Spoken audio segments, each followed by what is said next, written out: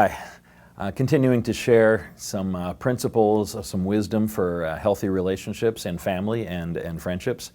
And one of the principles I want to share with you, it's found in 2 Peter chapter 1. It's from verse 5 and 6.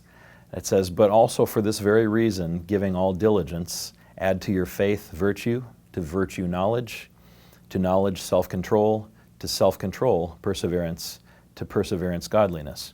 And it goes on from there. But mentioned in this list of things is self-control. And this list is actually a list of things that we grow into spiritually. We grow into faith and virtue and knowledge and godliness. But in that list is self-control. And self-control is an amazing principle of success for relationships and happiness in relationships.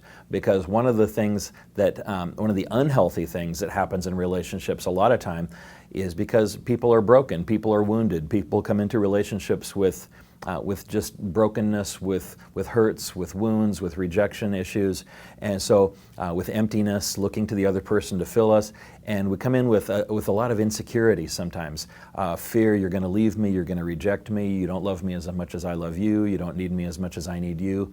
All kinds of insecurities, all kinds of fears enter this thing. And then what happens in an unhealthy way is that people build a relationship that's based on one of the people controlling the other person. It might be the man controlling the woman, it might be the woman controlling the man. Sometimes in friendships, there's unhealthy control going on.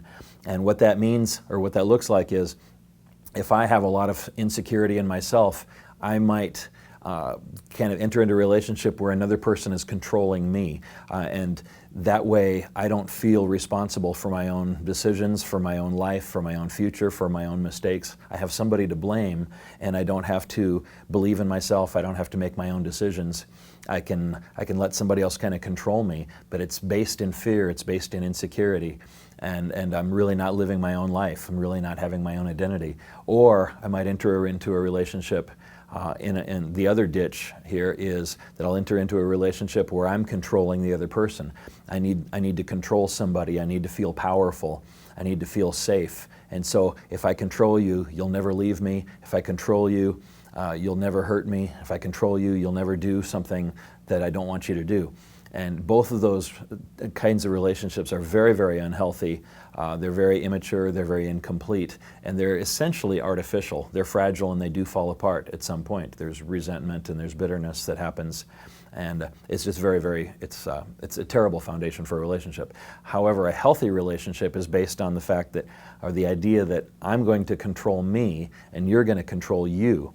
And we value this relationship. I value our relationship enough to take care of you in the relationship, but I'm going to control me. I don't need to control you. And you value this relationship enough to take care of the relationship, to take care of my needs in the relationship, but you're not going to control me, and I'm not going to allow myself to be controlled. So when you go into a relationship with that idea of growing in self-control, we will take care of each other, we will love each other, we will honor each other, we will respect each other, we will allow each other to make decisions, even if we don't necessarily agree. We can discuss, we'll support each other, we'll work things out. But when it's based on I control me, you control you, and we honor each other, we take care of each other, the relationship will be very, very healthy. Probably the only obvious exception to that rule would be small children. When they're born, they can't take care of themselves at all. As they're growing up, little children, we control a lot of their lives. Let's face facts there. We control a lot of their decisions because we're keeping them safe and we're teaching them how to live and how to make decisions. But as a child grows up, the goal is to control them less and have them move more into responsibility, more into decisions, more into freedom, into controlling themselves, and we're teaching them how to do that. So we only use control for a child because we're trying to raise an adult ultimately who knows how to control themselves.